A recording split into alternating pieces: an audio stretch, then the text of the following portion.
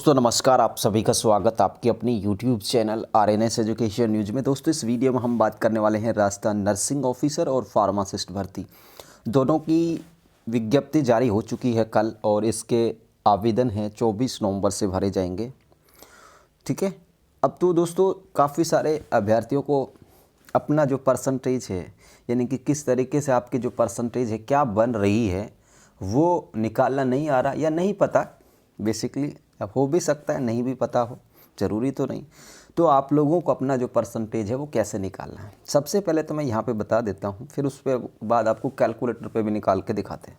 मान लीजिए, देखिए सबसे पहले इसमें क्या करना, आपकी 12वीं की परसेंटेज जुड़ेगी, चाहे फार्मासिस्ट हो और चाहे आप GNM या BSc नर्सिंग पास आउट हो। तो पहले तो 12वीं की जो परसेंटेज है वो जुड़ेगी, उसके बाद आपकी जो टेक्निकल क्वालिफ़िकेशन है, व्यावसायिक जो योग्यता है, GNM BSc या फिर BD फार्मा जो भी है, ठीक है, तो इनकी परसेंटेज। अब इनकी जो परसेंटेज मान लीजिए 12th में आपकी 60% है, ठीक है, और मान लीजिए आपकी GNM की हम ले लेते हैं, GNM में आपकी 70% है, ठीक है। अब इन दोनों को आपको जोड़ लेना है, ये कितने हो गए, 130 हो गए, यानी 130 हो गए। अब हम इसे इसका 130 का आधा कर लेना है, ठीक है, 2 का भाग दे लें, या जैसे भी आप कर सकते हैं। तो मान लीजिए हमारा आ गया 65, ठीक है। अब जो 65 हमारा जो आया उसका हमें 70% निकालना है, ठीक है। तो हम यहाँ पे निकाल लेते हैं, इस तरीके से निकाल सकते हैं आप लोग। तो इस तरीके से आप लोग अपना परसेंटेज निकालेंगे तो ये आप लोगों की आएगी 45.5। कितनी आएगी, 45.5। अब ये तो मैंने इसलिए 45.5 आया है, हो सकता है आपकी 60.67 हो सकता है आपकी 70.62 हो आपके नर्सिंग में या फार्मेसी में, तो अलग अलग आ सकता है, ये सिर्फ समझाने के लिए था। अब ये 45.5 आपकी परसेंटेज होगी, यानी कि अगर 12वीं में आपके 60 थे, नर्सिंग में आपके 70 थे, तो आपकी परसेंटेज ये बनेगी, ठीक है। ऐसे ही आप अपनी जो भी परसेंटेज है उनको जोड़ के आधा करके उसका 70% करके निकाल सकते हैं। अब बोनस इसमें जोड़ दीजिए अगर किसी के पास हैं तो। 45.5 में अगर किसी के पास बोनस हैं, मान लीजिए 20 बोनस हैं, तो उसकी 65.5 बन जाए, 50 बन जाएगी, ठीक है, या 5।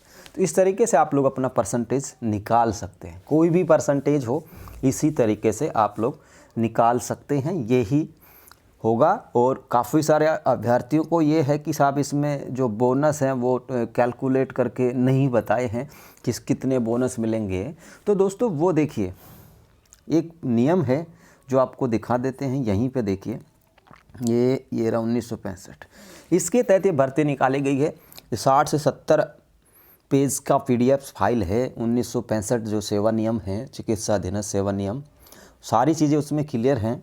और यथा संशोधित में काफ़ी बार संशोधन इनमें किया गया है, तो बोनस आपको 10, 20, 30 ही मिलने हैं, ठीक है, कोई भी बदलाव नहीं हुआ है। हालांकि इसमें इन्होंने नहीं दर्शाया, लेकिन चिकित्सा अधीनस्थ सेवा नियम 1965 में सारी चीज़ें एडिड हैं। जब जब भी ये नियम संशोधित किया तो सारी चीज़ें ऐड हैं, ठीक है दोस्तों।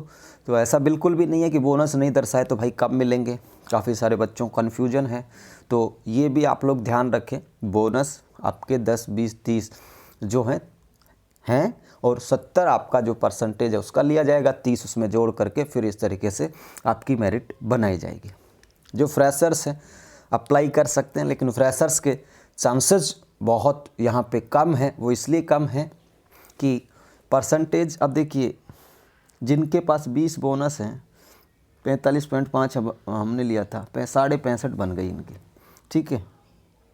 अब 65.5 बन रही है। अब मान लीजिए किसी के फ्रेशर्स की हम बात कर लेते हैं, किसी फ्रेशर के 12th में 90% थे और उसके GNM या BSc में भी 90% थे, कितना हो गया, 180 हो गया, 180 का आधा 90 हो गया, ठीक है। तो अब हम इनसे 9 7 63 ऐसे कर लेते हैं, तो 63% आएगी, और वहाँ पे उसके 20 बोनस थे तो उसकी कितनी बन रही है, 65.5 बन रही है।